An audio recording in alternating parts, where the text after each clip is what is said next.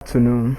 This is Waec CRS year 2019 past question. Question number 49 says, according to Peter, a good citizen is one who dash.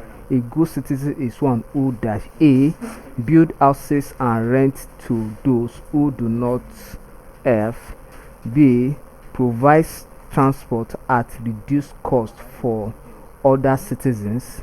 C. Obeys the laws of the state and fulfill its obligations. D. Helps to finance the government at all times. The correct option here is option C. A good citizen is one who obeys the laws of the land or of that country and fulfill its primary obligation, such as tax payment or payment of tax, then such as respect for national flag or anthem and so on and so forth. So these are some of the obligations of a good citizens.